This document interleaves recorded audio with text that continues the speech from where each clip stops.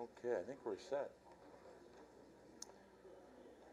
Okay, well, thanks everyone for being here. I'm happy to be joined by Senator Gillibrand, Senator Hassan, and Senator Van Hollan. I wanted to give you a sense of some of the feedback that I've been getting from constituents in Pennsylvania. Last night we had a call with AARP of Pennsylvania, and on that call it was evident to me how concerned people are about what the Republicans have or what they're cooking up in their secretive meetings.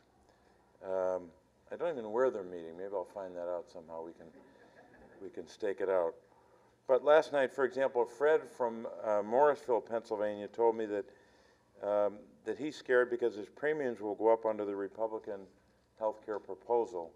I've referred to it as a scheme. You can pick your word. But we know that AARP estimates that adults age 60 and over could see their premiums increase an average of $3,200 because of the age tax. Because of this tax and the reduction in premium assistance, the Congressional Budget Office estimates that under the Republican plan, a 64-year-old earning $26,500 would see a net increase in premium of $1,700 per year under current law to go to somewhere between $13,000 and $16,000 per year. I don't know how anyone can deal with that. Another constituent of mine from Pennsylvania told us that she's concerned because she lost her job after 30 years working at the same company, relies upon Medicaid for her coverage. She knows about the cutback that will be in the Republican bill, because we know that the House bill cut Medicaid by some $834 billion. We're told by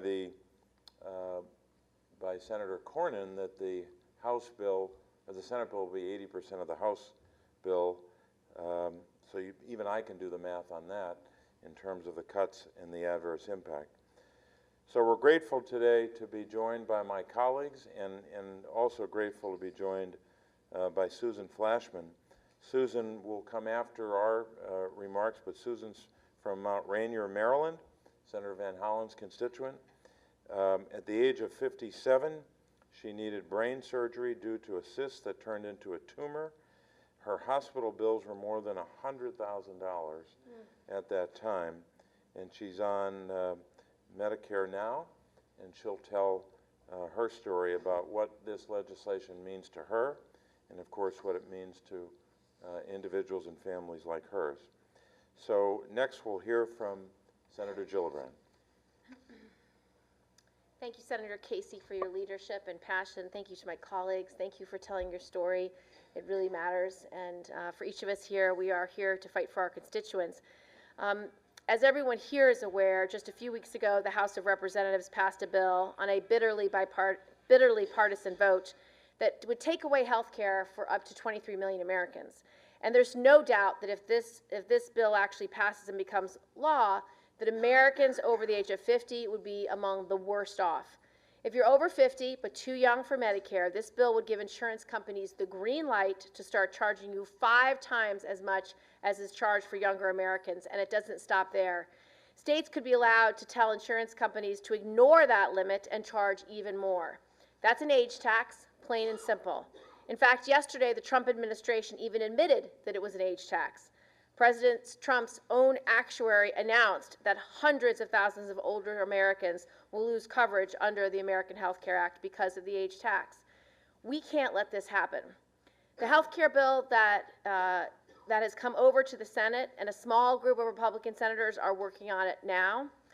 Many people have been asking me what's in the Senate's health care bill because they want to know if there's anything in there they have to worry about, including the age tax. And I'm wondering the same thing, because unfortunately, I don't know what's in the bill. Our colleagues who are working in secret right now seem to have a disturbing lack of interest in transparency, even for a major health care bill that will affect millions of people's lives in this country. It's outrageous that this bill is being negotiated behind closed doors with no public input. This is why we are here. We are elected to serve, to represent the people in our states. We should have nothing to hide, especially when it comes to legislation that is literally life and death for millions of Americans. So I urge everyone here, including Susan, to keep speaking out against this awful piece of legislation and demand transparency from Congress. It's the only way that we will change the outcome.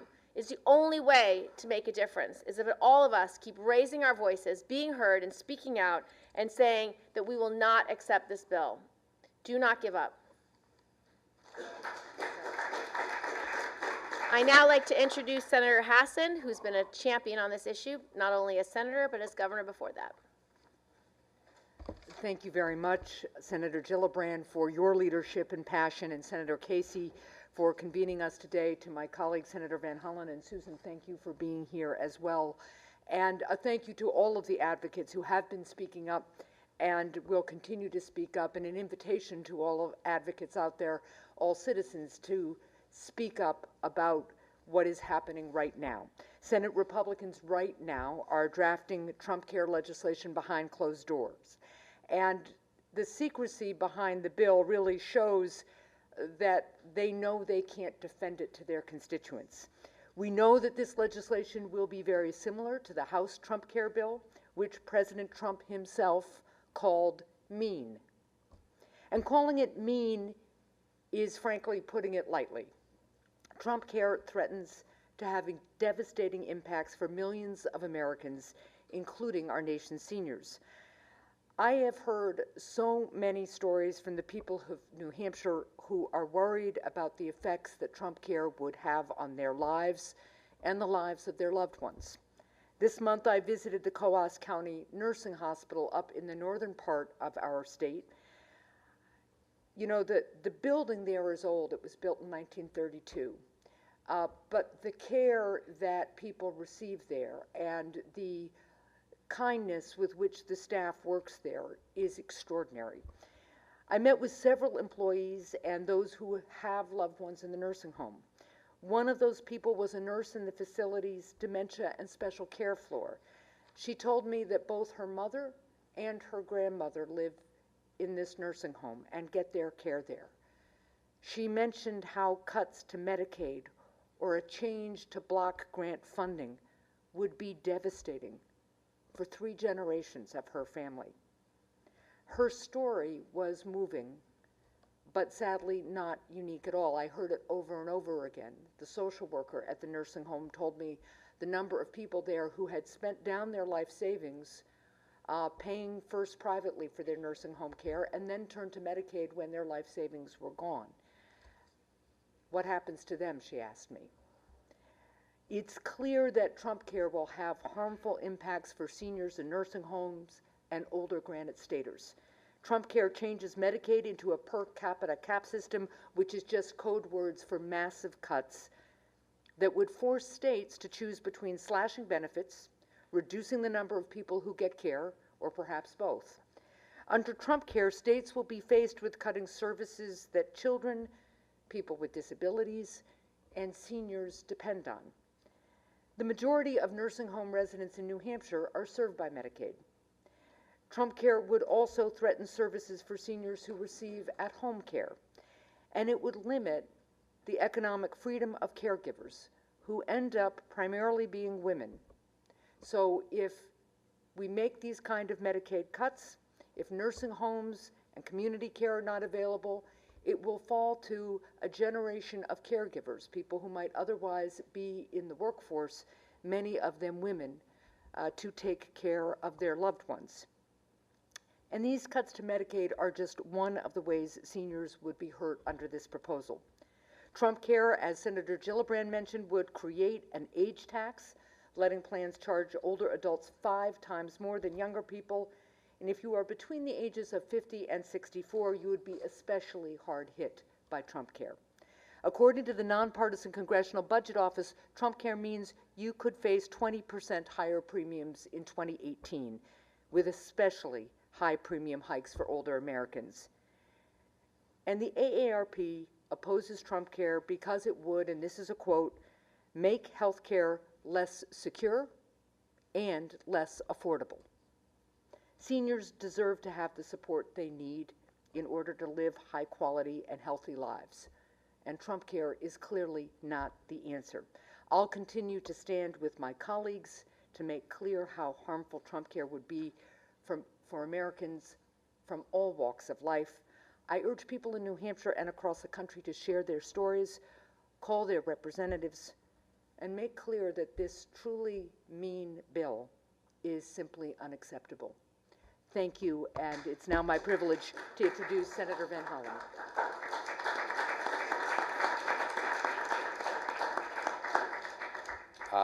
Thank you, Senator Hassan, for your passionate outspokenness in opposition to what will clearly be a disaster for American health care. Senator Casey, thank you for bringing us together and for your leadership. Senator Gillibrand, and to my friend and constituent, Susan Flashman, thank you for being here to tell the truth about what the impact of this legislation will be. There's a reason every single patient advocacy group in the country is against this legislation, from the American Cancer Society to the Diabetes Association, heart disease, chronic diseases. Every single patient advocacy group covering people with all different health circumstances and all different ages is against this legislation. And the AARP has been especially vocal because while this Republican Trump care plan will do damage across the board, it will do especially grave damage to seniors, people between the ages of 50 and 64. If you think about it, there's a reason the United States adopted Medicare many decades ago for people over 65. Why was that? It was because people over 65 years old could not get access to affordable care. Insurance companies were saying no. They were going bankrupt, having to pay their bills. So, of course, the next most vulnerable contingent of Americans are those older Americans who are not yet on Medicare, Americans between the ages of 50 and 64. They're more likely to have pre-existing conditions than anybody else. You know, we've been around longer. And we're more likely to have risks of healthcare challenges and problems that need taking care of. And so what the Republican plan does is undo many of the protections we put in place in the Affordable Care Act. The Affordable Care Act helped address, didn't eliminate, but helped address many of those vulnerabilities for older Americans.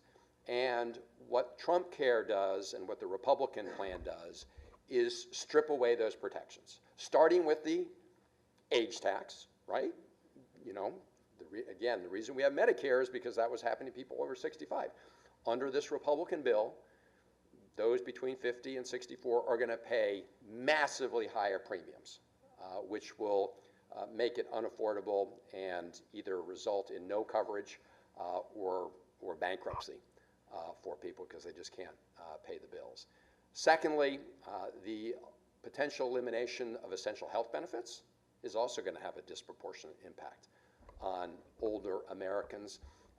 All those protected areas are areas that are more used by older Americans than other Americans. And of course, as I indicated, pre-existing conditions, eliminating the protection against discrimination for pre-existing conditions will also have that impact. And as Senator Hassan said, people sometimes forget that when it comes to Medicaid, 2/3 of the money spent in Medicaid is spent for older Americans, in nursing homes, and for individuals with disabilities. And so make no mistake, this Trump Care bill targets everybody, but it has a special target on the backs of older Americans. And we need to fight this tooth and nail. If the Republicans were proud of what they were doing, they would be telling the world about what was in their bill. The fact that they're keeping it behind closed doors tells you that they don't want anyone to see what's in there. They want to spring it on people at the last minute because they know if people have a chance to get a good look at it, then they will reject it, as they rejected the House bill in terms of the public support only being about 17%. So what we can do now is be as outspoken as possible as they're hiding behind closed doors, and let them know we want to see the bill, and we want it to be a bill that's good for all Americans. And I'm really pleased to have Susan Flashman here as an example of why it's so important for people to be speaking out.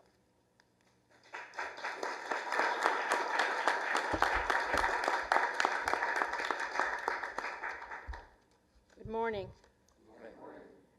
My name is Susan Flashman, and I'm a retired union electrician. And I am here today on behalf of the Alliance for Retired Americans. I am 63 years old, and my husband and I live in Mount Rainier, Maryland. I worked for more than 25 years, but when I needed brain surgery due to a cyst that turned into a tumor, it took about a year of rehab for me to be somewhat functional again. However, my balance was permanently affected and I was unable to work again. This happened when I was 57 and had been planning to keep working for a while longer. The financial effects compounded the worries I had about my health. The hospital bills alone were more than $100,000, and that was on top of the lost earnings. I had surgery in 2011. It was not until 2013 that my doctors and the Social Security Administration considered me permanently disabled, and I was able to get Social Security disability insurance. At that point, I qualified for Medicare because I'd already been out for 2 years. My doctors realized that I had plateaued my rehab and that my balance would unfortunately prevent me from working again. In a way, I'm lucky. I had a private health insurance through my union. If I had been left trying to get a new policy in the insurance market with this new legislation, I would have been financially ruined. As a 57-year-old woman with a brain tumor as a pre-existing condition, insurance would not have been affordable for me. We don't know exactly what Senate Republicans are planning to do to our health care because it is being done secretly. But older Americans know enough to be extremely frightened. We know the starting point for their bill is an American Health Care Act passed by the House. With the age tax that is contained in the bill, Americans 50 to 64, of which I'm one, will have to pay 5 times more for coverage than younger people, and it might even be higher than that in some states. Currently, we cannot pay more than 3 times what a younger person pays. Premiums for 60 to 64-year-olds would increase an average of $3,200, amounting to average unsubsidized premiums of almost $18,000 a year.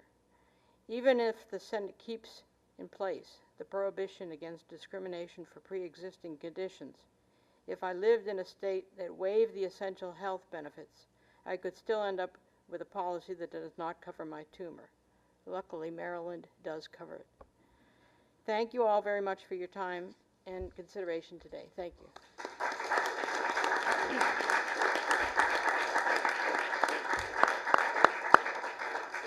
Susan, thanks very much. We'll take questions now. Sir? Dick Missile from the Alliance for Retired Americans. Can we change the tag for the American Health Care Act to the Trump No Care Act? You are free to do whatever you want on that. We're always open to suggestion.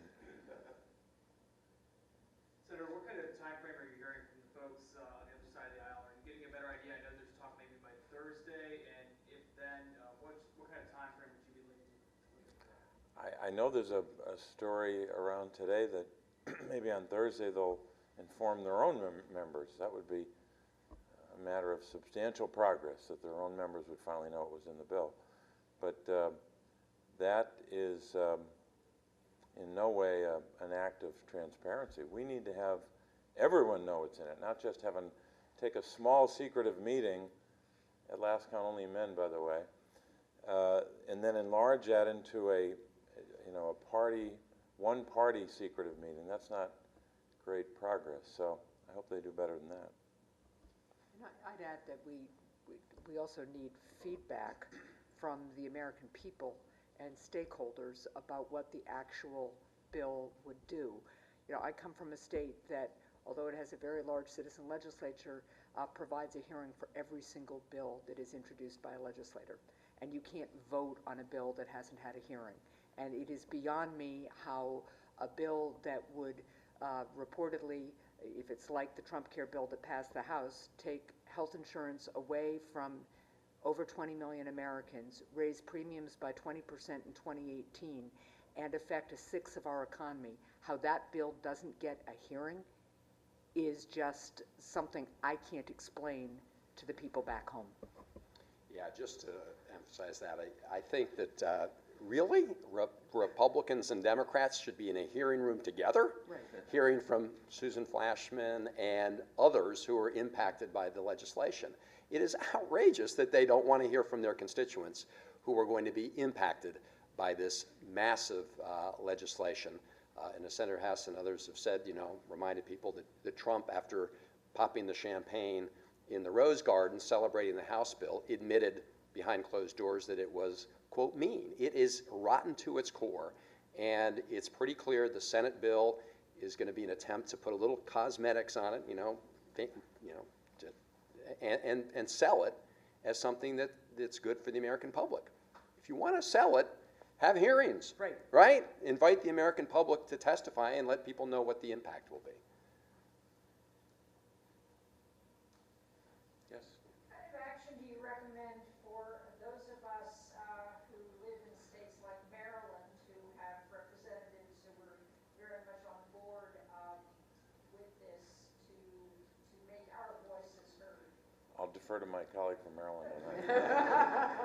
Well, I do believe that it's important that you work through your alliances and other organizations to reach senators in all the other states. And it's been widely reported that there are about 10 Republican senators who are on the Make Up Their Minds lists. I urge you and your organizations to get a hold of those lists, and through your organizations, whether it's the Alliance for Retired Americans, whether it's AARP, whoever else it is, they need to be hearing from people in their state, and they need to be hearing now and nonstop. And I would add, as a former governor, if your governor hasn't spoken up about this bill, what this bill in terms of Medicaid cuts would do to state budgets is extraordinary. And it's going to put governors and state legislatures in the position of having to decide who gets care under this cap Medicaid service, or they're going to have to increase their own budgets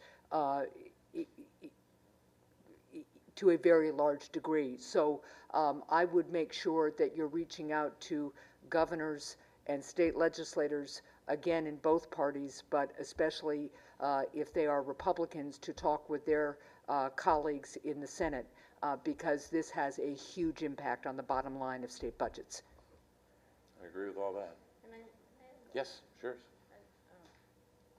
One of the things that I did, and what I'm trying to tell people to do, is you have friends and families who don't live here. We all have families spread across the country. You need to tell them to call their senators and tell them firsthand, because they'll listen to their constituents. They have to. That's the only thing we have going for us. Good advice. Maybe we'll do one more. Yeah.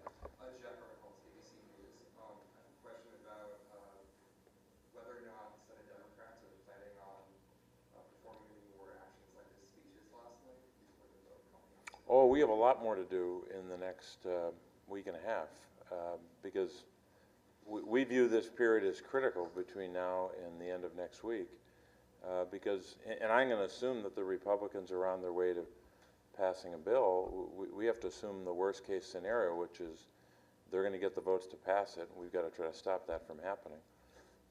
So we've got a lot more work to do in terms of advocacy, in terms of having more floor speeches and more meetings, more outreach. And I'll tell you, as much as we can do here, the organizations represented in this room and in rooms like it can do a lot lot more. Your voices in many ways will be more persuasive than ours. I said that earlier to Susan, I wasn't just kidding. That's actually the truth. And what's happened, I think, in a short period of time is you've had organizations like those that Senator Van Hollan mentioned have amplified their voices to such an extent that I think Republicans are starting to hear that now.